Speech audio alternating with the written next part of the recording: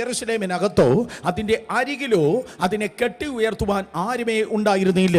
അപ്പോൾ പഴഞ്ചൊല്ലനും പരിഹാസത്തിനും വിഷയമായി അവിടെ ദേവാലയം ചുട്ട് എരിയപ്പെട്ട്, അവരെ ഖജനാവ് തകർക്കപ്പെട്ട്, അവിടെ പട്ടണത്തിന് ചുറ്റുമുള്ളതായ മതിൽ ഇടിയപ്പെട്ട് 150 വർഷം അവർ ചിതറിക്കിടന്നു. ഈ ദിവസം സഹോദരങ്ങളെ, ജീവിതം തകർന്നു കിടക്കുന്നു എങ്കിൽ, കുടുംബം ചിതറിക്കിടക്കുന്നു എങ്കിൽ, ബിസിനസ് ഉടഞ്ഞു കിടക്കുന്നു എങ്കിൽ, അതിന്റെ അടുത്തോ അകത്തോ അരികിലോ ഉയർത്തുവാൻ ആരുമില്ല എന്ന് പറയുന്നു എങ്കിൽ, കാണാത്ത മണ്ഡലത്തിൽ നിങ്ങൾ കണ്ടിട്ടില്ലാത്ത ഏതോ വ്യക്തികളെ ദൈവം നിങ്ങൾക്ക് വേണ്ടി ഒരുക്കി നിന്റെ സ്ഥിതിക്ക് ദൈവം വ്യത്യാസം വരുത്തുക തന്നെ ചെയ്യും. കാരണം 700 മൈലുകൾക്ക് അപ്പുറമായി അന്നത്തെ ബാബിലോണിൽ കൊട്ടാരത്തിൽ ഉന്നത ഉദ്യോഗസ്ഥനായിരുന്ന ഒരു നെഹമ്യാവിന്റെ ഹൃദയത്തെ ദൈവം ഉണർത്തുകയുണ്ടായി. പ്രവചനാത്മാവിൽ ഞാൻ നിങ്ങളെ നോക്കി വിളിച്ചു പറയട്ടെ, നിങ്ങളുടെ ജീവിതത്തിൽ ഈ ദിവസം ഒരു ആവശ്യവും അത്യാവശ്യവും നടത്തുവാൻ തക്കവണ്ണം ചിലരോട് ദൈവം ഇടപെടുവാൻ പോകുന്നു, ചിലരുടെ മനസ്സിനെ ദൈവം ഉണർത്തുവാൻ പോകുന്നു.